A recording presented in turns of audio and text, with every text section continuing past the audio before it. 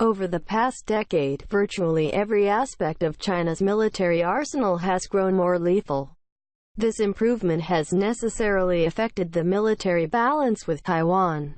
With tensions between China and the United States growing, Taiwan's position has become even more precarious. President Xi Jinping has recently signaled a more hardline attitude on reunification with Taiwan, suggesting that it's past time to re-evaluate the military balance between the People's Republic of China and the Republic of China. Here are 5 of the most menacing systems that China could use in the event of war with Taiwan. Su-35. The recently acquired Su-35 is the premier air superiority aircraft in the PLAAF's arsenal. China has acquired 24 of the multi-role fighters in the last 2 years, which offer the PLAAF a mature platform for undertaking long-range air operations against Taiwan, or any other foe. In addition to its formidable air-to-air profile, the Su-35 also has sophisticated strike capabilities, and an effective range that would allow it to threaten targets across the theater. The PLAAF has many other aircraft that can perform strike and air superiority missions over Taiwan, and eventually, the J-20 may supersede the Su-35 as the most important formidable aircraft in China's arsenal. For now, however, the Su-35 presents a major problem for Taiwan's Air Force to solve.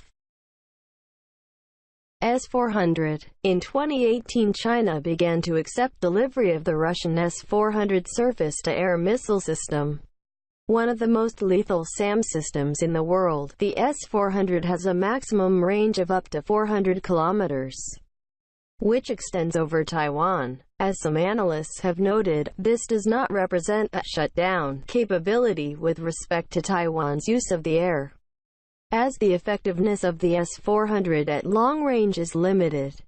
However, it does deeply complicate Taiwan military use of the air, and has the potential to completely disrupt any commercial use of Taiwanese airspace. It also helps provide a degree of overlapping air cover with planned assets attempting to interdict air and sea transit from Taiwan. This could prevent the transit of military equipment and other critical supplies to the island in times of war. The defeat of the S-400 might well require large-scale strikes onto the mainland, which the Taiwanese military would struggle to undertake, especially if subjected to heavy missile and air strikes. Ballistic missiles. China's vast arsenal of short and medium-range ballistic missiles, employed with precision, can inflict catastrophic damage on Taiwan's military infrastructure. This includes especially Taiwan's air bases and ports, which would likely come under immediate attack from Chinese missiles. The most lethal missile in China's arsenal, from the point of view of Taiwan, is a problem: the DF-16, which has a range of 1,000 kilometers and can deliver a 1,500 kilograms warhead with a circular air probability of 10 meters.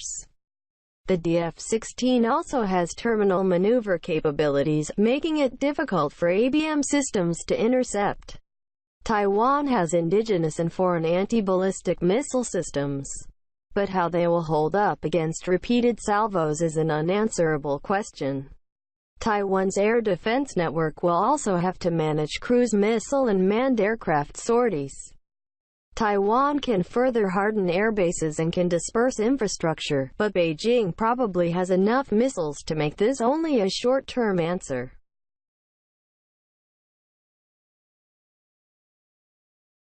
Type 075 LHD. The Type 075 offers the planet's first large flat-deck amphibious warship. Big Amphibs, pioneered by the United States during the Cold War, enables sophisticated, amphibious assaults against defended targets under medium threat conditions.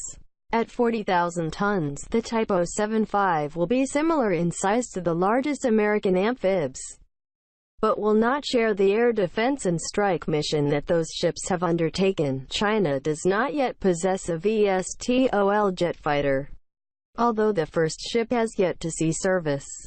Reports suggest that China is building 3 Type 75s. The exact configuration of the class remains uncertain, but analysis suggests the ability to carry more than 24 attack and transport helicopters. The U.S. Wasp class, of similar dimensions, can carry upwards of 1,600 troops and a variety of landing craft. This is sufficient to employ a form of vertical envelopment aerial assault designed to compromise a defensive position against Taiwanese defenders. These helicopters also mean that it can defend itself from submarine threats. In the future, China might try to acquire more lethal, long-range aircraft to populate the decks of these ships. Type 071 LPD. In the mid-2000s, the plan decided to radically increase its amphibious assault capabilities through the purchase of a class of amphibious transport docks of roughly the same size as the San Antonio-class LPDs of the U.S. Navy. The Type 071 can carry 800 troops, 4 helicopters, and a variety of small amphibious assault vehicles.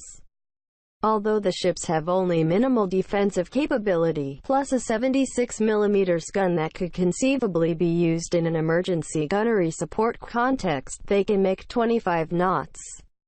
And offer the plan a capability that it has never enjoyed throughout its 70-year history. In combination with the Type 075 LHDs, and with the offensive capabilities needed to suppress Taiwanese defenses, the Type 71s pose a formidable threat to Taiwan's beachheads. As of January 2019, the plan possesses 6 LPDs, with another 2 on the way. Parting shot. For a very long time, Taiwan could leverage technological superiority to enhance its primary defense over China. The vast distance between Formosa and the mainland. Today, China has developed the means to neutralize many, if not most, of Taiwan's defensive advantages. It is also in the process of developing a naval expeditionary force that can deliver a substantial number of troops and vehicles to Taiwan's shores. Unless something about the equation changes, China's military advantage over the ROC will only grow.